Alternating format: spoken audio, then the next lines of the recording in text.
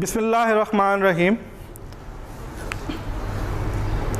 मुझे उम्मीद है कि प्रीवियस लेक्चर्स में हमने मैट्रिक्स को देखा, उसके ऑपरेशंस को देखा।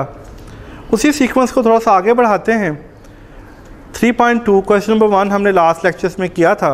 अब हम उसका क्वेश्चन नंबर 2, 3 और क्वेश्चन नंबर 4, 5 देखते हैं कि उसमें हम क्या कर सकते हैं, वो उसमें क्या पूछ रहा है। अब जो क्वेश्चन नंबर 2 है उसके अंदर वो इन्वर्स पूछ रहा है। इन्वर्स हम ऑलरेडी कर चुके हैं, लेकिन एक सवाल की स्टेटमेंट के मुताबिक क्योंकि हमें पूरी एक्सरसाइज को सॉल्व करना है तो मैं उसको सॉल्व करता हूँ और लेट्स सी।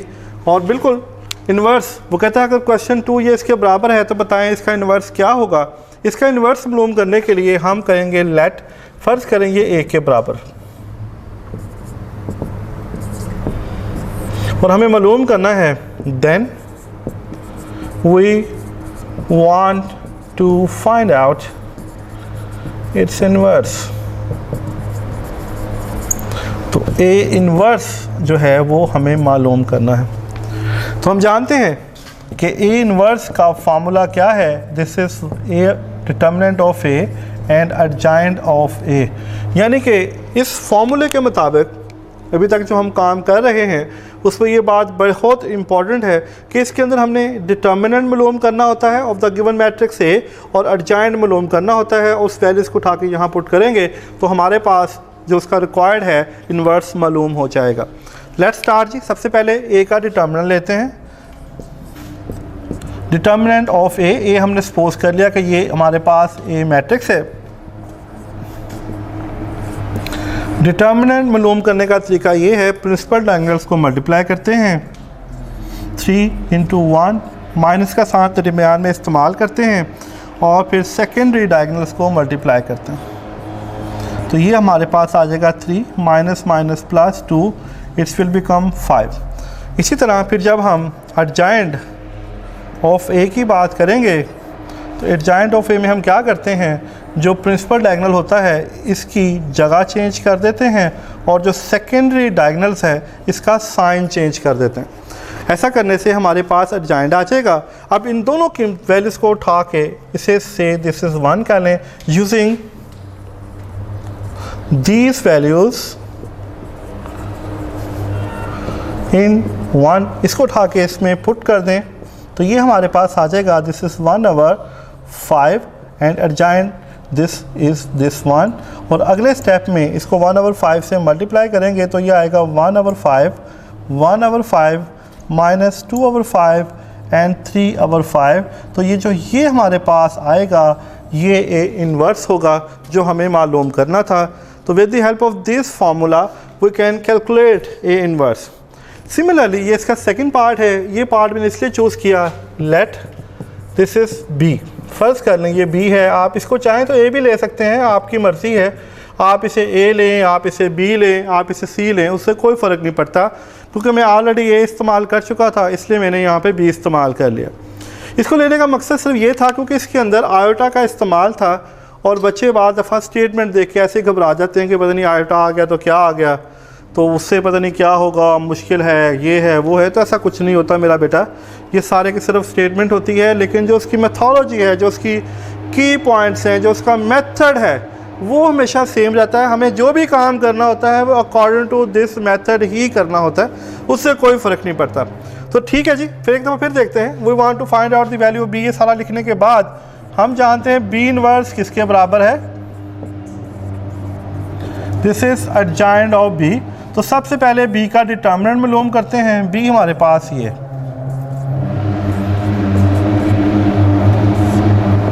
डिटर्मिनेंट मालूम करने के लिए प्रिंसिपल डायगोनल्स को आपस में मल्टीप्लाई करते हैं माइनस, और फिर सेकेंडरी डायगोनल्स को आपस में मल्टीप्लाई करते हैं।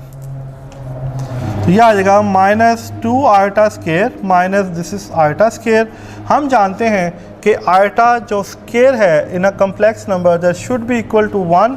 तो जहाँ पे आयोटा स्केयर है वहाँ पे 1 लिख देंगे। आयोटा स्केयर -1 के बराबर है, जहाँ पे आयोटा है वहाँ पे माइनस आ जाएगा, दिस इज़ 3। तो ये हमारे पास इसका डिटर्मिनेंट आ गया। फिर दूसरा पार्ट एडजॉइंट और b हमें एडजॉइंट ऑफ b मालूम करना है। उसके लिए हम क्या करेंगे, हम प्रिंसिपल डायगोनल्स की जगह चेंज करेंगे और सेकेंडरी डायगोनल्स के साइन चेंज कर देंगे। देखिए हमारे पास b का डिटर्मिनेंट भी निकल आया और हमारे पास एडजॉइंट ऑफ b भी निकल आया।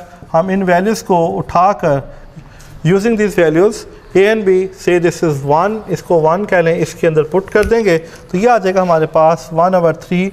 ये आ जाएगा हमारे पास एडजॉइंट ऑफ b और अगले स्टेप में मैं 1/3 से मल्टीप्लाई कर दूंगा। ये आ जाएगा हमारे पास हमारी रिक्वायरमेंट जो हम मालूम करना चाहते हैं, this is b inverse. We can see, देखें मैंने 2 पार्ट्स लिए थे, बाकी पार्ट्स आप खुद करेंगे। वेरी सिंपली हम किसी भी नंबर का इन्वर्स मालूम कर सकते हैं। ये इन्वर्स हम क्यों करते हैं, ये इन्वर्स हम बेसिकली साइमल्टेनियसली क्वेश्चन के अंदर यूज़ करते हैं। जो हमारा नेक्स्ट क्वेश्चन नंबर 3 है, ये हमारे पास एक लीनियर इक्वेशन है, एक सिस्टम है, इसको हमने सॉल्व करना है with the help of matrix. Let's start, हम इसे स्टार्ट करते हैं जी कि क्वेश्चन नंबर 3 को कैसे हम सॉल्व कर सकते हैं। ये सारा जो हम मेथड पढ़ रहे हैं, इन्वर्स निकालना, ये सारा काम करना बेसिकली इन्हीं सिस्टम के लिए होता है। मैट्रिक्स को साइमल्टेनियसली इक्वेशंस को सॉल्व करने के लिए इस्तेमाल किया जाता है।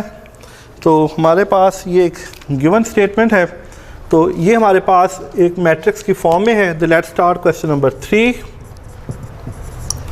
तो ये हमारे पास एक स्टेटमेंट है, this is 2x1 minus 3x2 is equal to 5x1 plus x2 is equal to 4।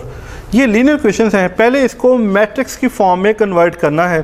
तो मैट्रिक्स की फॉर्म में कन्वर्ट करने के लिए जो इनके कोफिशिएंट हैं, जो वेरिएबल्स के साथ कोफिशिएंट गिवन है, वो लिखा जाते हैं -3, 5 एंड 1।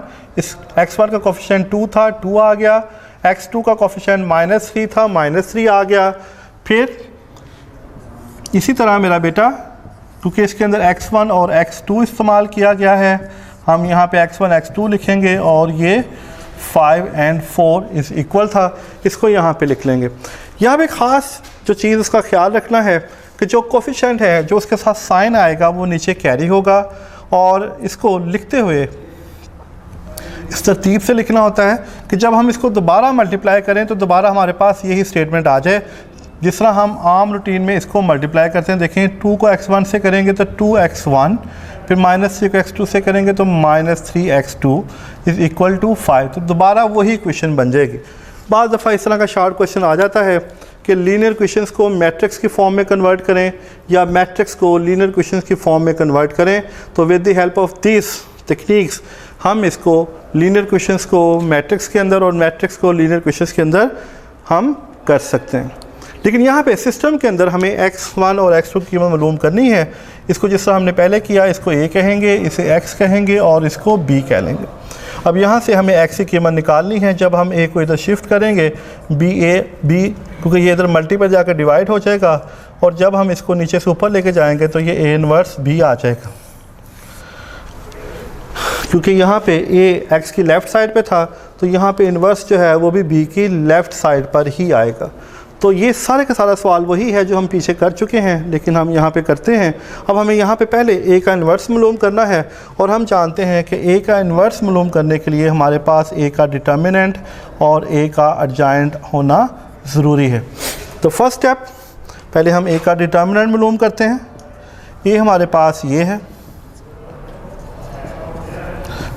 प्रिंसिपल डायगोनल्स को मल्टीप्लाई करेंगे, 2 1 2, 2 इंटू 1 माइनस, फिर इसको मल्टीप्लाई करेंगे 5 इंटू -3। ब्रैकेट्स का इस्तेमाल कर लें ताकि आप प्लस माइनस की गलती से अवॉइड कर सकें। a का डिटर्मिनेंट 17 निकल आएगा। फिर हमें मालूम करना है this is adjoint of a। Adjoint of a मालूम करने के लिए हम क्या करेंगे, हम प्रिंसिपल डायगोनल्स की जगह चेंज करेंगे और सेकेंडरी डायगोनल्स के साइन चेंज कर दें। तो ये हमारे पास, जब हम ऐसा कर लेंगे तो हमारे पास जो a का इन्वर्स आएगा वो कुछ इस शक्ल में आ जाएगा। तो ये आ जाएगा दिस इज़ 1/17 और ये आ जाएगा 1 3 -5 एंड 2। तो ये हमारे पास इन्वर्स निकल आया, लेकिन हमें इन्वर्स नहीं चाहिए, हमें तो x की कीमत मालूम करनी है। तो हम जानते हैं, we know that x is equal to a inverse b। a inverse की कीमत हमारे पास मौजूद है, we know that the value of b। तो यहाँ से अब वेरी सिंपली हम इसको सॉल्व कर सकते हैं। हमें इसको मल्टीप्लाई करना है, first row first column 1 5 the 5 प्लस 3 4 द 12, नेक्स्ट कुछ भी नहीं है, that's okay. -5 the -25 and plus 2 4 the 8।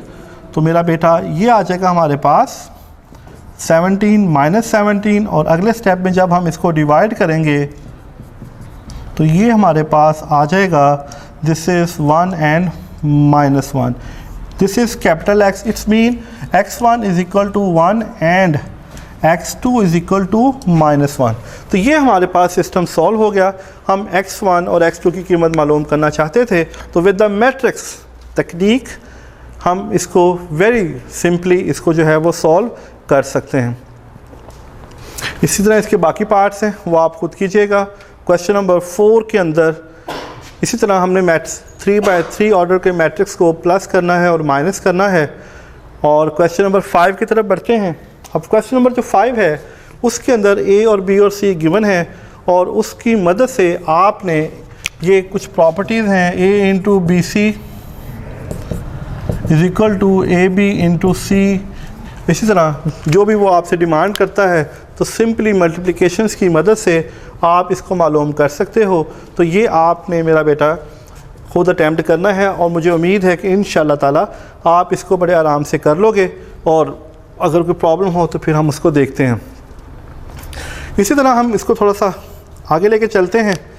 तो यहाँ तक मेरा बेटा आप इसके क्वेश्चन नंबर 5 तक ओके करोगे, और फिर हम फर्दर जो है इसके बाकी सवालात को अगले लेक्चर में देखते हैं। मुझे उम्मीद है कि इंशाअल्लाह ताला आप इसको बड़े आराम से कर सकते हो, कि वो सारे के सारी वही टेक्निक्स हैं जो अभी तक हमने पिछले प्रीवियस लेक्चर्स के अंदर पढ़ी हैं। अभी इसमें कोई ऐसी नई चीज़ नहीं है। जो अगले मैं सवालात करने जा रहा हूँ उसमें कुछ चीज़ें नई आएंगी, इंशाअल्लाह ताला हम उसको देखते हैं, फिर आगे बढ़ते हैं। इंशाअल्लाह ताला अगले लेक्चर में आपसे मुलाकात होती है। जब तक अल्लाह हाफ़िज़।